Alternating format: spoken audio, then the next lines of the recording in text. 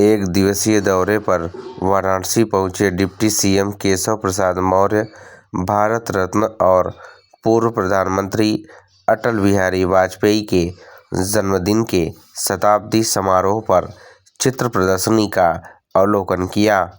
उसके बाद भाजपा पदाधिकारी के साथ एक्शन कोठी संगोष्ठी में शामिल हुए। वहीं मीडिया से बात करते हुए उन्होंने बताया कि जन्म शताब्दी वर्ष की जयंती है।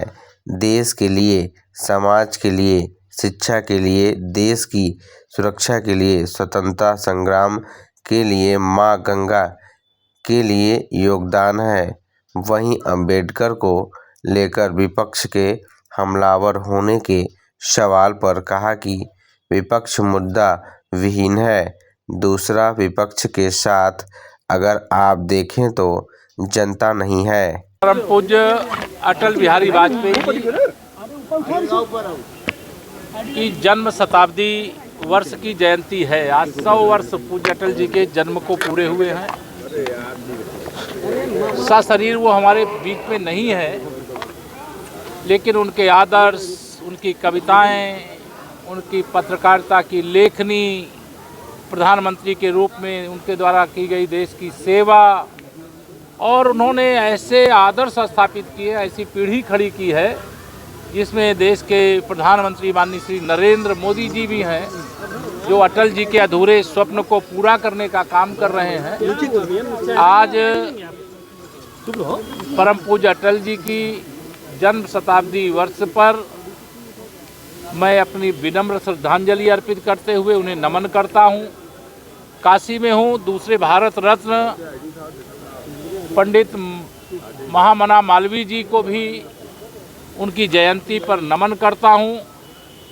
और पूज्य अटल जी, पूज्य महामना जी, दोनों लोगों का जो देश के लिए, समाज के लिए, शिक्षा के लिए, देश की सुरक्षा के लिए, स्वतंत्रता संग्राम के लिए, मां गंगा के लिए, मतलब अलग अलग क्षेत्रों में जो योगदान है वह अविस्मरणीय है।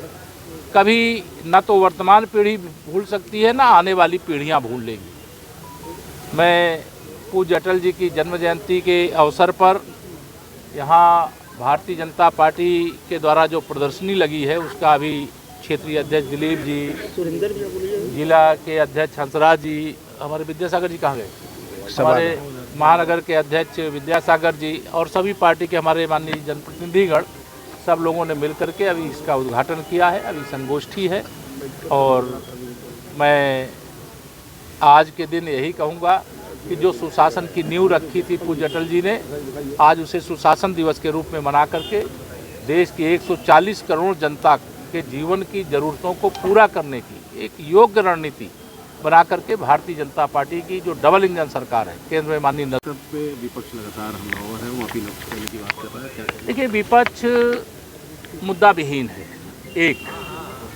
दूसरा, विपक्ष के साथ अगर आप देखें तो जनता नहीं है। वो आप सब मीडिया के मित्रों के बीच में आकर के प्रेस कर सकते हैं। प्रदर्शन के नाम पर जो उनके गिने चुने लोग बचे हैं, उनके संगठन के कार्यकर्ता आ सकते हैं, लेकिन जनता का समर्थन माननीय प्रधानमंत्री मोदी जी के नेतृत्व में भारतीय जनता पार्टी के साथ है, माननीय गृह मंत्री श्री अमित शाह जी के साथ है, आदरणीय मुख्यमंत्री जी के साथ है। और हमारा लक्ष्य यही है कि बाबा साहब का स्वप्न अधूरा एक एक करके करेंगे पूरा।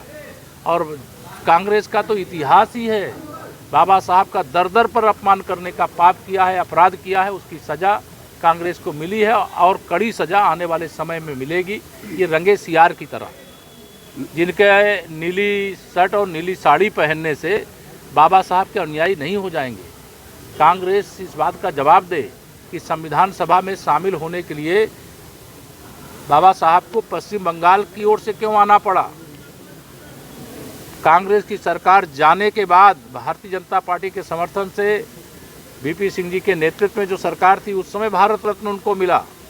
कांग्रेस ने उन्हें चुनाव में हराया। भारतीय जनता पार्टी की माननीय मोदी जी के नेतृत्व में जब सरकार बनी तो पंच तीर्थों का, उनके जन्म स्थान से लेकर के उनके निर्वाण स्थल तक का जो विकास हुआ, तीर्थ के रूप में डेवलपमेंट हुआ, वो एक स्मारक के रूप में आज खड़े हैं। और कांग्रेस तो उनके अंतिम संस्कार तक में शामिल नहीं हुई।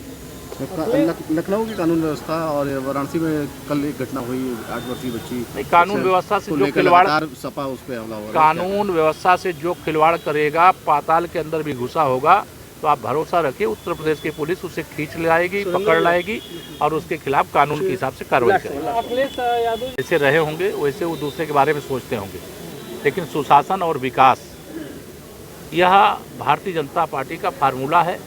और देश और प्रदेश की जनता, चूँकि देश में भी हमारी सरकार है, प्रदेश में भी हमारी सरकार है, जनता संतुष्ट है और लगातार भारतीय जनता पार्टी विजय यात्रा पर है।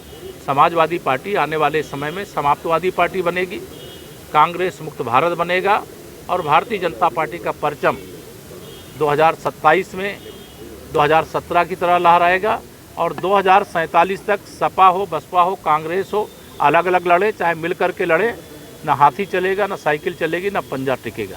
धन्यवाद।